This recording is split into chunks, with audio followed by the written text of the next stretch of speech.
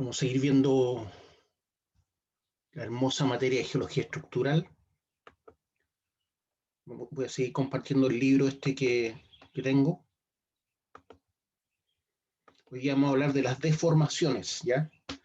Los esfuerzos, las fuerzas deforman los cuerpos, ¿ya? Por sólidos que sean, se deforman. ¿Por qué? Porque los átomos que componen las moléculas y las celdas unitarias tienen mucho espacio entre medio. Por lo tanto, según la física cuántica, la materia es infinitamente compresible, ¿ya? Por ejemplo, para que la Tierra fuera un hoyo negro, debería estar en un volumen de una esfera de 20 centímetros de diámetro. Ya, pero me fui en la profunda ahí, ¿cierto? Ya, pero lo importante es que la materia se deforma, ¿ya? Deformación, el porqué de la diversidad de estructuras, ¿ya? La deformación puede ser continua cuando el cambio de forma o tamaño tiene lugar de manera continua, sin cambios bruscos. Eso es lo ideal, ¿ya? Lamentablemente eso no ocurre, por ejemplo, con la deformación de las placas tectónicas. Generalmente se acumula la energía, se acumula la energía hasta que ya no aguanta más y se libera bruscamente. Y eso es un sismo, un terremoto. Discontinua, cuando existen cambios importantes o variaciones acusadas de la deformación a través de superficies o zonas discretas. Homogénea, cuando cada partícula o parte de la roca es deformada de la misma manera. Bueno, habla de partícula entre comillas, ¿cierto? No se refiere ni a un átomo ni a una celda unitaria. Está hablando de un trozo de la roca, más que partícula. Inhomogénea o heterogénea, la cuantía de la deformación varía notablemente en un volumen de roca dado. Entonces ahí hay una imagen de lo que es la deformación continua, ya cómo se forman las cordilleras, por ejemplo, deformación discontinua, una falla, ya algo hizo que se rompiera este bloque de roca, ¿cierto? Esta masa rocosa y se quebró de esta manera y eso ocasionó una falla. Obviamente hay una fuerza que está subiendo ahí, lo más probable, ¿cierto? Que hay una fuerza que está subiendo y otra que está esto dejándolo quieto o todo lo contrario va bajando, ¿ya? Esas son las dos posibilidades. O hay una fuerza que hace que esto esté quieto o otra está bajando.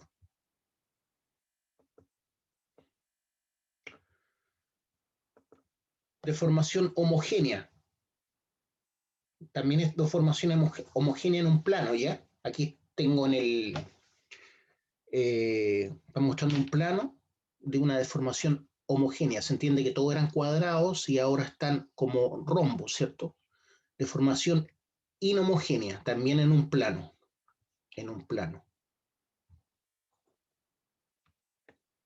Los conceptos de homogeneidad y continuidad de la deformación no son equivalentes, aunque sí están muy relacionados.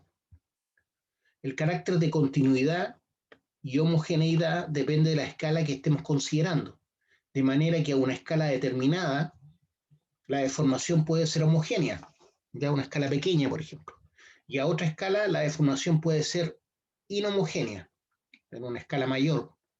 Por ejemplo, las características macroestructurales de un pliegue concéntrico paralelo representan una deformación homogénea.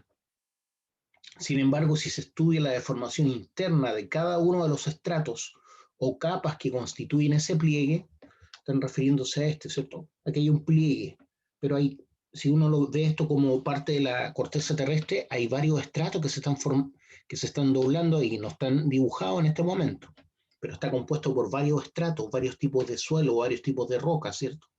A eso se refiere. Entonces, por ejemplo, las características macroestructurales de un pliegue concéntrico paralelo representan una deformación homogénea. Sin embargo, si se estudia la deformación interna de cada uno de los estratos o capas que constituyen ese pliegue, se ve que la deformación no es homogénea, porque las características rocosas son distintas, no tienen las mismas características. Por lo tanto, si una se dilata 1 centímetro, otra puede que se dilate medio centímetro, otra capa 2 centímetros, porque cada una resiste de distinta manera el esfuerzo, ya que hay zonas de estiramiento y zonas de aplastamiento en la misma capa. Además de eso, ¿ya? Estos aspectos serán analizados con mayor detalle más adelante. ¿A qué se refiere con eso? Se refiere a esto, miren, voy a hacer un dibujo de lo último que leí. Si tengo un, un, un suelo, ¿cierto?, que está sometido a un esfuerzo, perdón, me cuesta dibujar con esta cosa.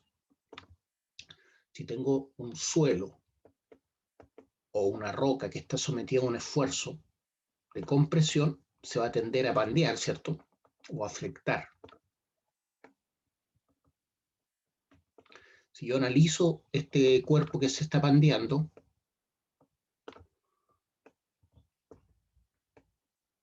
si analizo este cuerpo que se está pandeando, ¿por qué? Porque estoy sometiendo la compresión. Estas son las fuerzas que estoy aplicando ahí. Hay una parte que se somete a compresión y otra a tracción, fíjense. Justo acá en el centro se produce la diferencia. Eso es lo que leímos en la última parte. Por ejemplo, esta parte de arriba, si ustedes se dan cuenta al doblarla, si yo analizo un cuadrito ahí, de esa parte, ahí no está ocurriendo compresión, ahí está ocurriendo tracción.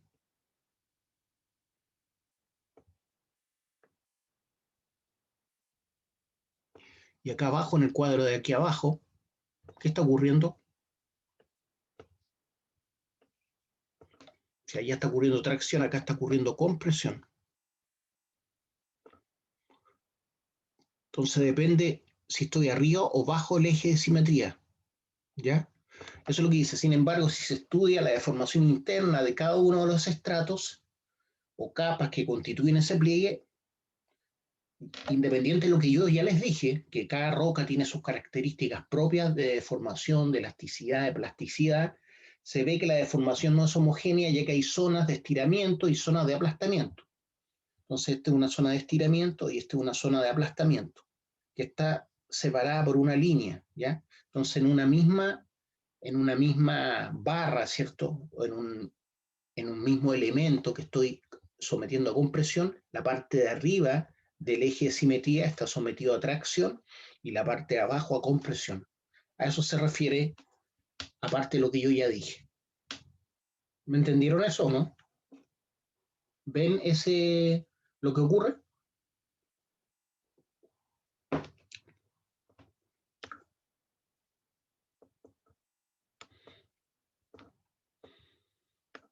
Acá tengo una imagen de una amonite. Un amonite es una estructura rocosa, pero de origen orgánico, que hoy tiene, si uno lo analiza, no tiene ninguna molécula orgánica, ¿ya?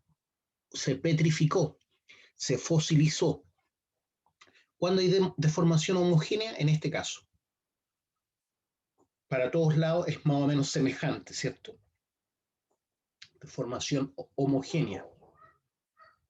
Aquí hay deformación heterogénea, ¿ya? Es distinta en todas las direcciones. Y aquí hay una deformación discontinua. Hay una parte fue cortada, ¿cierto? Esta parte de ahí fue cortada porque seguramente hay una falla ahí, otra falla y otra falla. Entonces uno puede tener distintas formas. Entonces esta parte está subiendo, ¿cierto? Esta parte está subiendo respecto de esta otra y esta parte está subiendo respecto de esta otra, ¿ya? Entonces hay 1, 2, 3 fallas en un mismo elemento, ¿ya? Entonces ahí tenemos los tres tipos de deformación homogénea, deformación heterogénea y deformación discontinua. Para evaluar la naturaleza y también la cuantía de la deformación es fundamental disponer de marcadores geométricos. Adaptación de Nicholas y Main Price del año 87.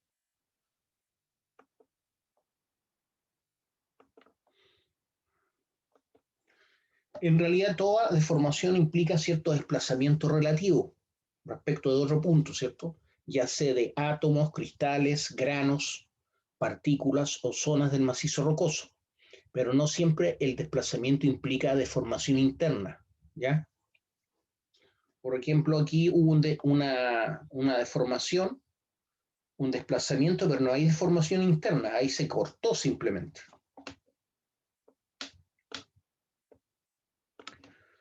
Aquí tengo un elemento, ¿cierto?, que tiene una distancia,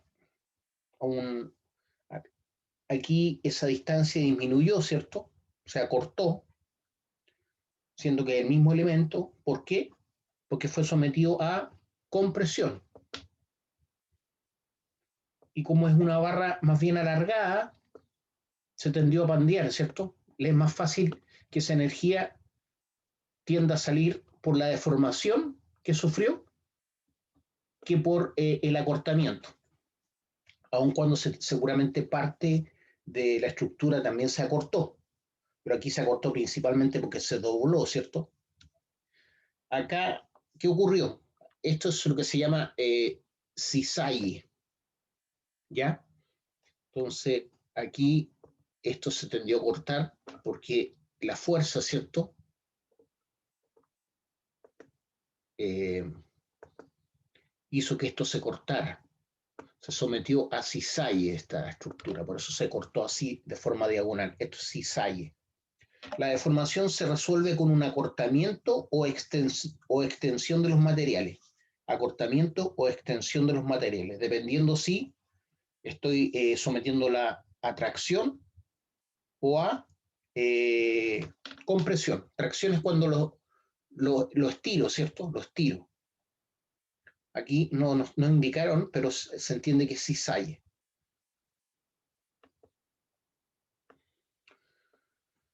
Entonces voy a borrar eso. Dice, la deformación se expresa comparando las dimensiones en el estado deformado con las del estado inicial. O sea, comparo la dimensión inicial con la dimensión final después de haber aplicado este esfuerzo de compresión. La deformación se expresa comparando las dimensiones en el estado deformado con las del estado inicial de la roca sin deformar. Así podemos considerar la deformación longitudinal o elongación o estiramiento o acortamiento y la deformación volumétrica, que tiene que ver con la dilatación o retracción. Dilatación o retracción. Entonces, si hablamos de la deformación longitudinal, es la longitud inicial menos la longitud final partido por la longitud inicial. Eso me va a indicar, ¿cierto?, el porcentaje o cuánto cambió respecto del 100%. Y esto me va a indicar cuánto cambió en volumen. Volumen inicial menos volumen final partido por volumen inicial. Cuánto varió el volumen, ¿cierto?, respecto del volumen inicial. Una vez que yo sometí esa barra, ¿cierto?, cuando sometí esa barra a compresión. Se supone que estamos hablando de esta, ¿cierto? Porque aquí se cortó. Siendo L1 y LF las dimensiones lineales inicial y final respectivamente, y volumen 1 y volumen final, los volúmenes inicial y final respectivamente. La resistencia que tiene ese elemento, o la roca en este caso, es el esfuerzo que la roca puede soportar para ciertas condiciones de deformación. Entonces, en general, las rocas y los macizos rocosos son muy competentes en cuanto a la compresión. ¿Ya? Por eso yo puedo dejar pilares, ¿cierto? Cuando fortifico por room and pillars, ¿ya? Yo dejo pilares para soportar el techo, por ejemplo, o la caja colgante. Entonces, dejo un pilar de roca, que es parte mineralizada. Se entiende que ahí sigue habiendo roca acá, sigue habiendo roca acá, siguen habiendo capas de roca acá arriba. Entonces, este pilar está sometido a compresión. Las rocas en general tienen excelente capacidad para resistir compresión, al igual que el cemento. El cemento se comporta como la roca, pero en general las cosas muy duras no tienen mucha capacidad de tracción. Entonces, si este mismo elemento yo lo dejo acá, ese mismo pilar yo lo dejo acá, acuérdense que es un pilar que está en 3D y estamos viéndolo en vista de perfil solamente, y yo lo estiro, o sea, lo someto a tracción o tensión, que es lo mismo, tracción y tensión es lo mismo, este va a tender a romperse, ¿ya? A cortarse, ¿ya? La resistencia a la tracción generalmente es 10 veces menor que la resistencia a la compresión. La resistencia a la tensión generalmente 10 veces menor o la décima parte de la resistencia a la compresión, ¿ya?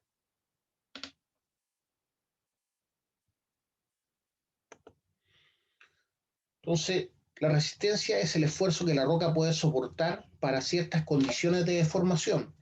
La rotura ocurre cuando la deformación elástica o en algunos casos plástica, elástica cuando se estira y vuelve después a su estado inicial una vez que se suspende el esfuerzo, pero plástica cuando yo estiro algo y supero el límite de elasticidad, por lo tanto una vez que dejo de estirar ese cuerpo va a quedar con ese largo. Eso es cuando entro a la deformación plástica. No puede acomodar el esfuerzo y se generan discontinuidades en el cuerpo rocoso. La diferencia fundamental entre la deformación elástica y la deformación plástica es que en la primera el material recupera su forma inicial, como les decía, si cesa el esfuerzo que ha provocado la deformación, siempre que no se haya superado el límite elástico. En el caso de la deformación plástica, se superó el límite elástico en la zona plástica del material. El material no recupera su forma original, aunque cese el esfuerzo que ha producido la deformación, ¿ya? Como un chicle, ¿cierto? O como la plastilina, por eso se llama plastilina o plasticina, porque es plástica, ya no es elástica, mayoritariamente es plástica. Eso mismo ocurre con las rocas. En el caso de los materiales con un comportamiento frágil, o sea, muy duros, la rotura tiene lugar cuando se alcanza el límite elástico o esfuerzo máximo a partir del cual la deformación es permanente. O sea, aquí estamos mostrando una gráfica, ¿cierto?, que me indica el esfuerzo por un lado y por otro lado la deformación que sufre un elemento como ese que está ahí, ¿ya? Entonces, si lo someto a compresión, va a disminuir una longitud, ¿cierto? Y también va a disminuir un cierto volumen. Y si yo estiro algo, ¿ya? Ocurre lo mismo. Va a poder acumular energía y va a llegar un momento en que eso va a ser la máxima resistencia elástica. Por lo tanto, de aquí para acá se va a deformar, ¿ya?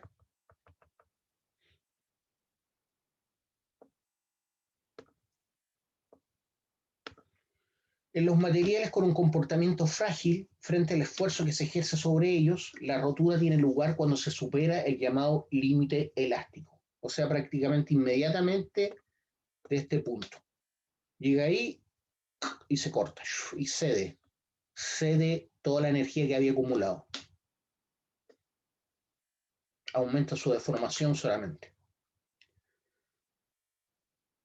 Si consideramos la relación entre la variación de los esfuerzos aplicados y la deformación producida, podremos ver que existen en los materiales tres tipos de comportamiento. ¿Cuáles son esos comportamientos? Comportamiento frágil dúctil y comportamiento dúctil. El comportamiento frágil implica una deformación elástica con pérdida brusca de la resistencia. Lo que les decía, llega al punto de máximo de elasticidad y se tiende a cortar a través de un plano o conjunto de planos, sin ninguna o muy poca deformación plástica. Eso en general es para las cosas muy duras, porque las cosas muy duras son frágiles. Este comportamiento es común en rocas coherentes sanas, las típicas rocas duras, como el granito, ¿cierto? La monzonita cuarcífera. En general, casi todas las rocas plutónicas son frágiles porque son muy duras. Comportamiento frágil dúctil. Implica deformaciones elásticas y plásticas a la vez, con una resistencia residual mayor. No se corta tan fácil. Este comportamiento es común en rocas con discontinuidades preexistentes y arcillas. Las típicas rocas blandas, ¿ya? Son de comportamiento frágil dúctil. Comportamiento dúctil implica deformaciones plásticas no recuperables, o sea, se empieza a estirar y no se recupera la forma original del cuerpo. La resistencia se mantiene constante, aunque la deformación aumenta. en sales o en otras rocas sometidas a alta temperatura y o circulación de fluidos. Eso, por ejemplo, los cristales de sales tienen ese comportamiento dúctil. Entonces ahí estamos viendo qué es lo que es un comportamiento frágil. Ya se tiende a cortar o a romper así como está ahí. Ese es el ángulo de corte de máxima resistencia. En este caso hubo una pequeña ductibilidad, ¿cierto? Una pequeña plasticidad al someterlo a compresión. Todo esto está sometido a compresión. Entonces el frágil llega al punto máximo de elasticidad y se rompe. Este aguanta un poco y se rompe. Y este no se ha roto. Fíjense, sube, sube, sube y empieza a deformar. Aquí está como dilatándose, ¿cierto? Perdón, contrayéndose, no dilatándose, porque estamos sometiendo la compresión. Entonces aquí se mantiene la deformación mientras se mantenga el esfuerzo. Aquí llega un esfuerzo máximo y cede, ¿ya? Curvas, esfuerzo de formación para comportamiento frágil, frágil dúctil y dúctil. Obsérvese cómo en el caso del comportamiento frágil, la resistencia residual es mucho más baja que la resistencia máxima. La resistencia residual es mucho más baja que la resistencia máxima, que es el límite elástico. En el caso del comportamiento dúctil, la resistencia residual es prácticamente la misma que la resistencia máxima. ¿Ya? En el caso del frágil dúctil, se produce una deformación plástica inmediatamente antes de la rotura. O sea, antes de romperse, se deforma. Y por tanto, el límite elástico tiene un valor inferior y por lo tanto el límite elástico tiene un valor inferior, que estaría por aquí más o menos, ¿cierto? Ahí ya se empieza a deformar.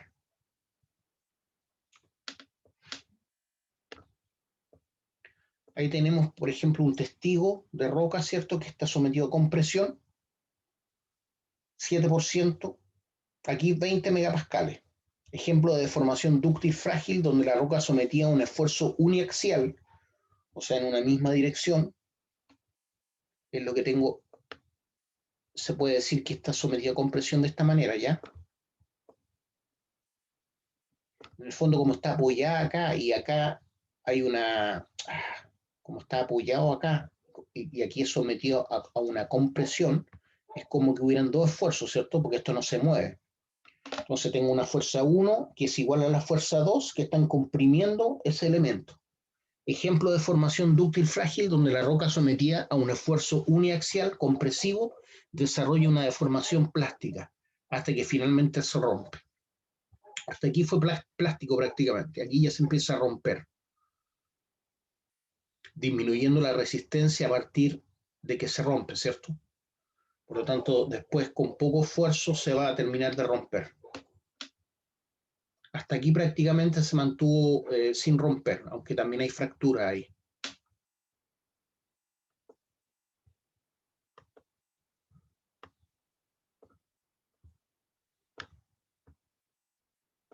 En determinadas condiciones tiene lugar la deformación por fluencia o creep.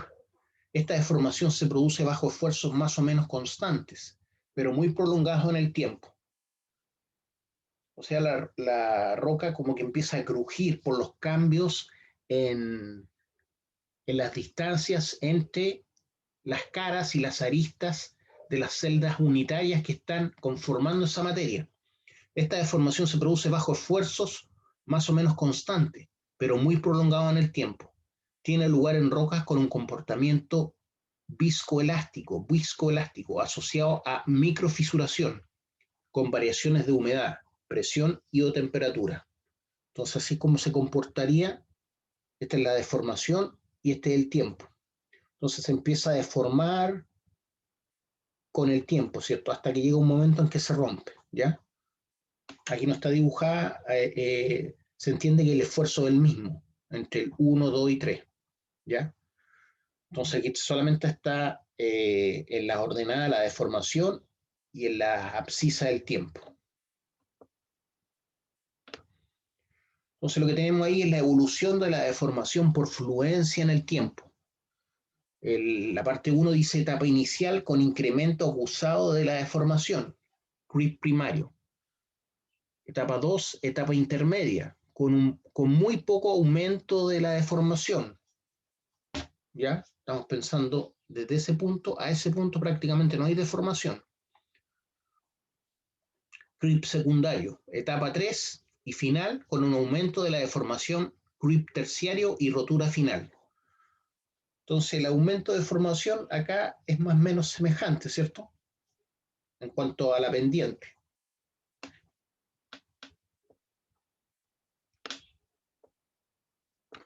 Con la deformación se generan en la roca una serie de estructuras que inicialmente no estaban en la roca original, sin deformar, como son las fracturas, ¿cierto? Es lo que llamamos estructuras de deformación y que es en definitiva lo que nos interesa conocer por su relación con los depósitos minerales. Tal conocimiento no solo incluye aquellos aspectos puramente morfológicos, ya de forma, de tales estructuras, sino que también, y esto es fundamental, incluye también conocer aspectos genéticos, o sea, de origen de la roca, que serán imprescindibles para una correcta interpretación morfológica a partir de los datos disponibles. La naturaleza y orientación de las estructuras de deformación van a depender de dos factores fundamentales: de la orientación de los propios esfuerzos que generan la deformación y de las propiedades mecánicas de la roca, o sea, de las propiedades geomecánicas de la roca. Una de ellas es la resistencia a la compresión. Otra es cuántas fallas o fracturas puede tener.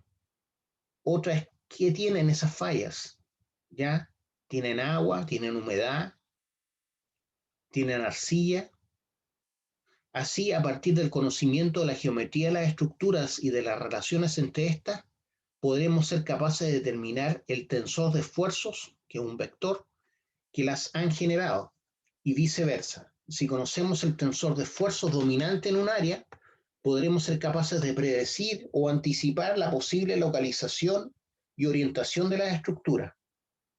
Las estructuras son básicamente las fallas, ¿ya? O las diaclasas. Esto es especialmente importante porque en muchos casos necesitamos interpretar las estructuras que pueden existir en el subsuelo, únicamente a partir de datos de superficie.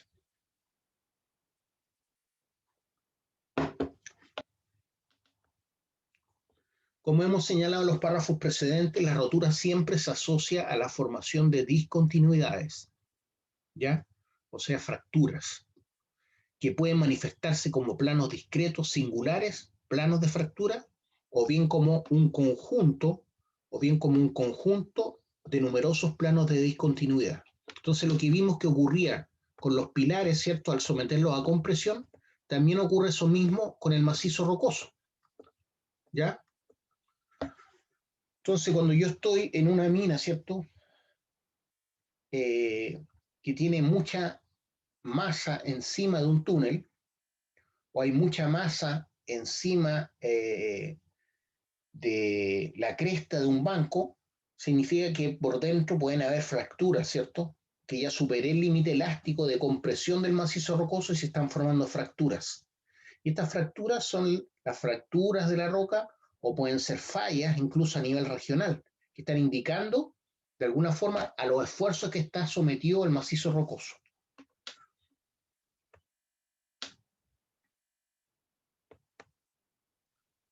¿Tienen alguna pregunta, alguna duda? Entonces, como hemos señalado en los párrafos precedentes, la rotura siempre se asocia a la formación de discontinuidades que pueden manifestarse como planos discretos singulares, o sea, planos de fractura, o bien como un conjunto de numerosos planos de discontinuidad, que serían como las diaclasas, ¿cierto? Que definen una zona de rotura o fractura. Pero no siempre el material tiene un comportamiento frágil, de manera que no siempre se generan planos de rotura bien definidos, sean estos únicos o múltiples. Muchas veces el material tiene un comportamiento frágil dúctil o dúctil, de manera que la rotura se resuelve como una zona con intensa deformación, Entonces, en vez de deformarse, perdón, en vez de quebrarse, la roca está deformada, que involucra fenómenos de reorientación, disolución y recristalización mineral. Por ejemplo, cuando lo que ocurría con las rocas metamórficas, ¿cierto? A grandes presiones, ocurría una recristalización mineral. Importante, dado que en la deformación dúctil el régimen es asísmico, quizás más que la rotura deberíamos hablar de la discontinuidad por flujo plástico. Es decir, la roca más que romperse lo que hace es deformarse y fluir, tiende a fluir como un líquido, ¿ya? Este es el caso de una roca sin deformar. Roca frágil se tendió a quebrar ahí. Roca frágil, zona de rotura. O sea, aquí se produce una zona como de brecha, ¿ya? Se empieza como a quebrar en muchas partes, como está ahí dibujado. Régimen frágil dúctil. Entonces, el primero que estábamos viendo parece que era el régimen frágil, rotura frágil, ¿cierto? Rotura frágil. Aquí tengo un régimen frágil dúctil, o sea, aparte de quebrarse, hubo una deformación de parte de las caras. Aquí hay una deformación plástica, ahí también. Y el régimen dúctil, no hay fractura, solamente deformación, ¿ya? Eso no significa que no pueda quebrarse si se sigue aplicando el mismo esfuerzo.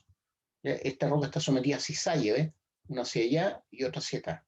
Puede que si yo sigo aumentando esos esfuerzos, finalmente se transforme en una ruptura como el régimen frágil dúctil.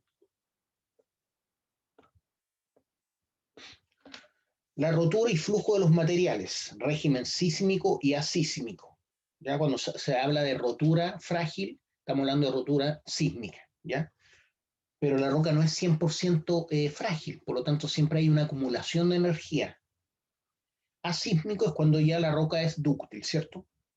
Entonces la rotura y flujo de los materiales, hablamos de régimen sísmico o asísmico, siempre supone una discontinuidad en el macizo rocoso, aunque no siempre se manifiesta como un único plano discreto. El flujo plástico supone una zona de deformación intensa que va acompañada de fenómenos de reorientación y disolución y recristalización del mineral durante la formación, por ejemplo, de las milonitas, ¿ya? Las milonitas se forman en un régimen plástico. Además de fracturas, roturas o estructuras propias de deformación discontinua en la roca, podemos encontrar estructuras donde la deformación se resuelve de manera más o menos continua, sin formación de discontinuidades netas. Este es el caso de los pliegues, ya que nosotros vemos, por ejemplo, en la cordillera cuando vemos suelos o estratos que están plegados, pero ocurre que la roca, al menos en profundidades relativamente someras de la corteza terrestre, no tiene un comportamiento plástico. Repito eso, pero ocurre que la roca, al menos en profundidades relativamente someras de la corteza terrestre, o sea, no muy profunda, no tiene un comportamiento plástico, sino más bien elástico, por lo que indefectiblemente, o sea, sí o sí, la deformación por plegamiento irá acompañada de fracturación, de manera que encontraremos pliegues y fracturas generadas por un mismo estado o tensor de esfuerzos. ¿Ya? Esto es lo que genera el pliegue, ¿cierto? Estas fuerzas horizontales, estos esfuerzos horizontales. Primero hay una fuerza, ¿cierto? Pero la fuerza aplicada sobre una superficie genera un esfuerzo llamado compresión. Compresión. Aquí tengo un esfuerzo llamado también compresión, pero en este caso es una compresión en el plano horizontal. Entonces ahí están mostrando distintos estratos, ¿cierto? Que se comportan distintos, porque no es el mismo tipo de roca. Aquí lo muestran como que se comporta igual, pero en realidad no es así, ¿ya? Siempre hay unas que van a ser más frágiles. Por ejemplo, esta parte que está acá, voy a dibujarlo. Esta parte que está ahí está sometida a tracción. En cambio, esta parte que está acá está sometida a compresión. O sea, esta parte se está estirando. Perdón, esta parte se está traccionando. Y esta parte se está comprimiendo. Es lo que les decía, ¿se acuerdan? Entonces, una misma parte de la roca, por ejemplo, esta parte se está traccionando. y esta parte que está aquí se está comprimiendo. Y ese cambio de dirección en los esfuerzos está dado por justo el eje, ¿cierto? El eje de ese pliegue. Entonces, de aquí para abajo se está comprimiendo, de aquí para arriba se está traccionando. Entonces, si bien aquí están demostrando como están mostrando un dibujo en donde se ve que todos los pliegues tienen igual deformación, como les decía, como esta es una roca distinta a esta, tiene características geomecánicas distintas. Algunas son más elásticas, otras son más plásticas, otras son más frágiles, por lo tanto no es 100%, esto es para entender el dibujo nomás, ¿ya? Entonces aquí este esfuerzo lateral en el plano horizontal de compresión obliga a que esto se deforme, ¿cierto? Entonces se podría decir que el esfuerzo lateral de compresión hace que esto se deforme o se tensione verticalmente. ¿Ya? Hasta que llega un momento en que, como la roca también no es 100% plástica, no es 100% elástica, llega un momento en que se rompe igual, ¿ya? Ante esta compresión. Y esa ruptura, por ejemplo, cuando estamos hablando de la litósfera o de la corteza terrestre, cuando se produce esa rotura es lo que libera energía en forma sísmica, ¿ya? Si aquí se rompió, por ejemplo, va a liberar ondas a partir de ese punto, que se mueven a 5.000 metros por segundo. 5.000 metros por segundo, que es el sonido, la velocidad del sonido en la roca. El sonido viaja más rápido entre más denso es el material. Entonces, entre más lejos uno está del hipocentro o de la zona de fractura, más suave va a ser el sismo para uno. Si estoy más cerca, más fuerte será el sismo, ¿cierto? Del punto de ruptura. Entonces aquí tenemos una imagen que muestra el comportamiento elástico de la roca y supone la formación de fallas durante el plegamiento coherentes con el tensor de esfuerzos que ha generado. Entonces, si bien estoy sometiendo esto a compresión, esta compresión hace que se pliegue la roca, ¿cierto? Por lo tanto, también se transforma en un esfuerzo vertical, tanto hacia arriba como hacia abajo, que es el sigma 3, ¿cierto? El sigma 3, que está en función del sigma 1, ¿ya? Hasta que se provocó esa ruptura. Entonces se produce una ruptura por cisalle, aun cuando está siendo comprimido.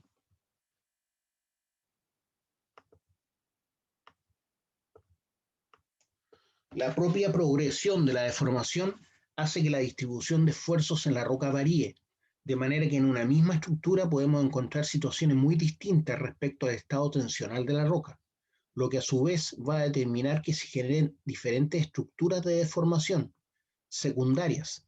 Por ejemplo, si consideramos la formación de un pliegue, veremos que hay zonas de extensión y otras zonas de apretamiento, o sea, zonas de estiramiento y otras zonas de compresión, simplemente por una condicionante geométrica, que era el eje que yo les dibujaba, ¿cierto? Ahí está lo que les decía. Ahí está exactamente lo que les decía. Aquí se tiende a formar este elipsoide por compresión, aquí se tiende a formar el mismo elipsoide, pero como parado, ¿cierto? Porque aquí estoy sometiendo a tensión esto, ¿ya?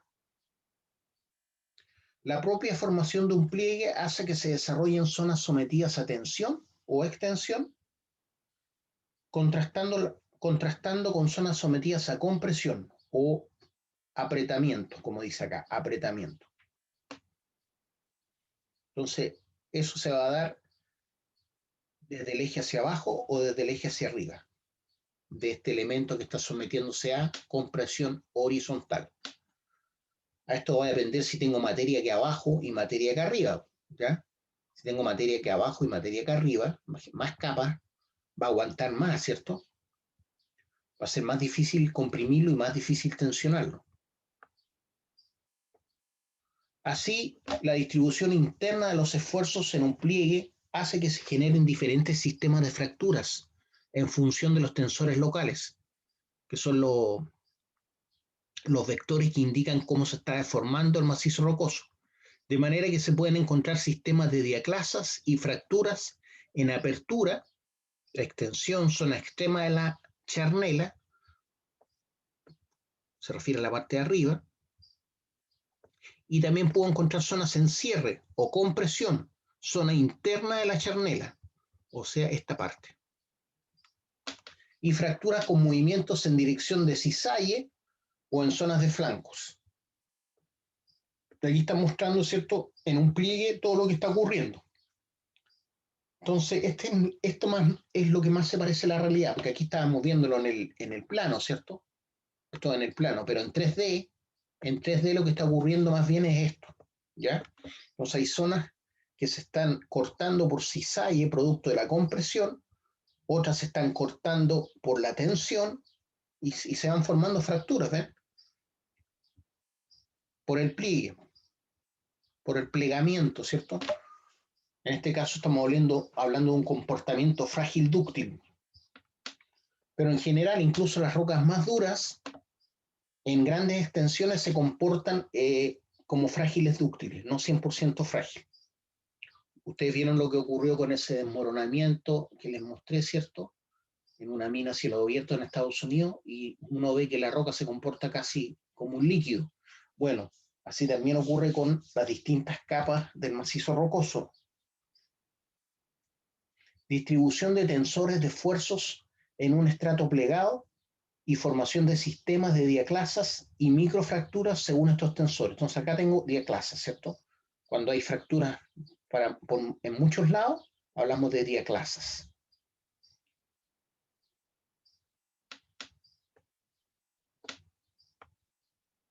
Aquí están mostrando cómo son los tensores, ¿cierto? El tensor en el eje, este podría ser el Y, este el X y este el Z, ¿ya? Y me están mostrando que este tensor tiene mayor magnitud que estos otros dos. Acá me están mostrando que el tensor 1 tiene mayor magnitud también que el tensor hacia arriba y el tensor hacia abajo.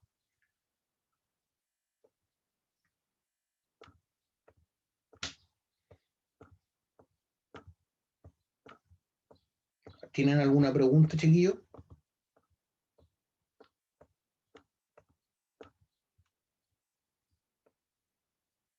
¿Dudas, preguntas? Profe, ¿Sí? ¿qué es el cisalle? Si se lleva un esfuerzo, lo voy a dibujar mejor. Por ejemplo, si tengo esa estructura, ¿ya? Imagínense que es una barra, ¿cierto?, de cemento. Entonces, el cisalle a veces se produce como un esfuerzo lateral de la compresión, ¿ya? Pero a veces es tal cual que se está produciendo. Por ejemplo, si esto yo lo tengo apoyado acá, apoyado, está soldado esta parte ahí, ya en una mesa, por ejemplo, y yo estoy sometiendo esto a un esfuerzo así, ya estoy cargándolo de esa forma. Al principio se va a tender a deformar, ¿cierto? Estoy exagerando obviamente la deformación, pero va a llegar un momento en que esto se va a cortar. Entonces se va a cortar de esta manera. Esto se tiende a quedar ahí y esto tiende a seguir. Entonces a eso se le llama cisalle, cuando las cosas se cortan de acuerdo a esto. Entonces el corte en cisalle siempre va a ser en diagonal. Ahí está el mismo elemento, ¿cierto? Entonces cuando se corte, se va a cortar así, ¿cierto? Entonces, ¿por qué? Porque hay una fuerza que está tendiendo a que siga para allá y otra está tendiendo a que siga hacia allá, ¿ya? En este caso no, es la reacción, ¿cierto? Esta es la acción y esta es la reacción, que siempre es igual o opuesta. En este caso la reacción es generada porque esto está empotrado acá, ¿cierto? Está apernado ahí o está soldado. Entonces ahí se produce el cisalle. El cisalle produce ese corte, ¿ya? Eso es el cisalle. pero a veces ese cisalle se produce por un esfuerzo de compresión. Ya llega un momento en que se transforma en cisalle, aquí dentro se transforma en cisalle parte de este esfuerzo de compresión, que es lo que vimos en las imágenes de arriba, las que vimos antes. Eso, no sé si me habrá entendido. Sí, profe, gracias. Ya. Cuando las rocas se pliegan, antecedentes generales, ¿ya? Todo lo que vimos antes para entender un poco de cómo se comporta la roca. Como veíamos en el capítulo anterior, una roca sometida a deformación pasa por una primera fase llamada deformación elástica, ¿ya? Aunque son tan duras las rocas, igual hay una parte de elasticidad en las rocas, seguida de una deformación plástica. Entonces, lo primero es la deformación elástica hasta que se vence esa deformación elástica y ya se empieza a deformar plásticamente. O sea, si cede ese esfuerzo, igual va a quedar o alargada o acortada. Hasta que llegado el momento, si el esfuerzo persiste, la roca se rompe. Entonces, cuando encontramos fractura en un macizo rocoso, es porque ya pasé la etapa de formación plástica incluso y hubo ruptura, ¿cierto? Entonces aquí vemos estratos como se rompieron, bueno, ahora están erosionados, vemos estratos doblados, ahí hay estratos doblados, pero no cortados, eso erosiona, no es corte. Ahí sí que hay un corte, ¿ya? Entonces están mostrando varios estratos y los esfuerzos que se aplicaron, que hicieron que la roca tenga ese comportamiento. Entonces aquí lo que están mostrando es las zonas nomás. ¿Ya? Ahí hay una falla, ¿eh? De un material que está abajo y un material que está arriba. Ahí se ven pliegues, ¿ven? Entonces arriba tenemos bloques basculados o que han cambiado de dirección, ¿ya? Bloques basculados, como vimos que cambió de dirección, ¿cierto? Ese porfio cuprífero, por esfuerzos que fueron aplicados en esa zona, ¿cierto? Se basculó, cambió, tendió a moverse. ¿Se acuerdan lo que era el basculamiento? Si tengo un lápiz acá y yo empiezo a ejercer una fuerza, va a empezar a bascular, ¿ven? Va a bascular, se tiende a mover respecto a un punto, siempre respecto a un radio, ¿ya? Entonces todo esto ha basculado producto de esfuerzo. Y aquí abajo están mostrando arriba bloques basculados, ¿cierto? Flechas por fallas y superpuestos, depósitos piroclásticos de caída en Morrón de Mateo, del Mioceno, Almería, España. Y la rotación de los bloques genera una idea errónea de plegamiento. Abajo, yesos fuertemente plegados, eso sí que están plegados, en el Mioceno de la Sierra de Ujue, Navarra, España. ¿Ya? Entonces, por un lado tenemos basculamientos de estratos, que es la parte de arriba, que también es por esfuerzos, y abajo tenemos plegamiento, pliegues, ¿cierto? Se tienden a formar pliegues, ¿ya? Como cuando arrugo la alfombra, cuando la empujo, ¿cierto? Así mismo se comporta la roca. Entonces, obviamente aquí yo puedo claramente entender que esto se plegó. ¿Por qué? Porque había estos esfuerzos, ¿cierto? Fuerzas que tendieron a comprimir primero y después se flectó esto. Pero esa flexión también genera un esfuerzo hacia acá. ¿Ya? ¿Se dan cuenta cómo se transforma un esfuerzo que originalmente es de compresión en un esfuerzo vertical? Puede provocar cisalle también.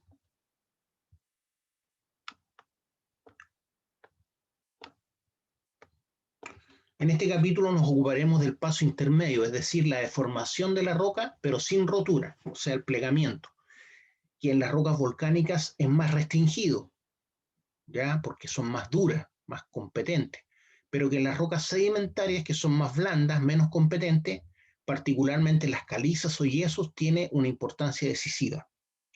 Al respecto, dado que las mineralizaciones hidrotermales se asocian de manera preferente a los complejos volcánicos y plutónicos, aporte de calor, más metales, más fluidos, lo que ya hemos conversado varias veces, ¿cierto? Cómo los yacimientos nuestros nacen de alguna forma a partir de complejos volcánicos. Como les decía, un porfio cuprífero es un casi volcán, no alcanzó a salir, se enfrió lentamente y formó un pórfido cuprífero. Eso es lo que se piensa.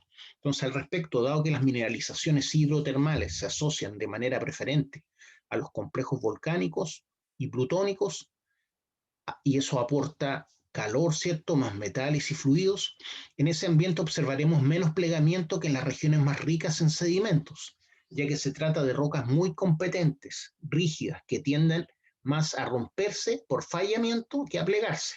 Nos estamos hablando de rocas plutónicas. Al respecto, se dice que una secuencia de estratos sedimentarios está plegada cuando estos han sido curvados, como la imagen que mostramos antes, como resultado de una deformación permanente. ¿Ya?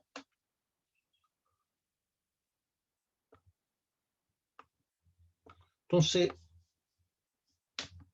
esto puede ocurrir antes de que las capas se consoliden, y entonces hablaremos de pliegues sin sedimentarios, o sea, antes que se consoliden las capas sedimentarias, puede ocurrir el plegamiento. Estos se forman cuando un material sedimentario semiconsolidado, o sea, todavía no se transforma en roca, se desliza sobre una superficie inclinada, debido a una inestabilidad gravitacional inducida o no, por un sismo, por ejemplo. ¿Ya? Ahí están mostrando cómo esto se plegó antes de endurecerse. ¿Ya? Cuando esto quizá era un barro o una arcilla, ahora está consolidado. Entonces, el lado izquierdo dice secuencia de margas del Mioceno cerca de Sorbas, Almería, España. A la derecha, detalle, se observan pliegues, flecha, ¿cierto? Está mostrando los pliegues, hay que mirar la flecha. Sin sedimentarios en la secuencia. O sea, en esta zona tenemos esto, pliegues que se formaron cuando estos sedimentos aún no se consolidaban, o sea, no se transformaban en roca sedimentaria. Con posterioridad, o sea, pliegues que se formaron cuando ya se transformaron en roca sedimentaria. Con posterioridad a la consolidación de los sedimentos como roca, en este caso intervienen fuerzas activas producidas durante una fase orogénica o de formación de roca. Esto es exclusivamente de origen tectónico, ¿cierto? Producidas durante una fase orogénica que inducen a la deformación. O puede ser porque hay un magma, ¿cierto?, abajo que empezó a empujar, ¿cierto?, y deformó esto. Pero generalmente estos pliegues son producto de deformación de choque de placas, como lo que genera la zona de subducción, que forma cordilleras. Entonces las cordilleras se forman por esto, por estos pliegues de estratos, ¿cierto? Aquí lo estamos viendo en directo. Pero cuando bloques más anchos se levantan, es lo mismo, por pliegues también. Como el subcontinente indio penetró, ¿cierto?, el subcontinente asiático y formó los Himalayas, por ejemplo. ¿Ya? Un choque de placas ahí, que fue continuo, no fue de un día para otro. Y también hay pliegues, ¿cierto? Entonces todos estos pliegues se formaron cuando esto ya estaba consolidado. Consolidado. Eso es lo que nos están mostrando ahora. Dice pliegues hercínicos en cuarcitas de la formación constante ordovícico. Ya bueno, esos son nombres más técnicos de la parte geológica. Pero lo importante es que son pliegues en cuarcitas, en formación constante, o sea, no terminado. A la derecha, calizas mesozoicas, del Mesozoico, ¿cierto?, fuertemente plegadas. Carretera de Martín del Río, Autrillas, Aragón, España. Ya, chiquillos, por hoy día lo vamos a dejar hasta acá, ¿ya? ¿Alguna duda, alguna pregunta que me quieran hacer?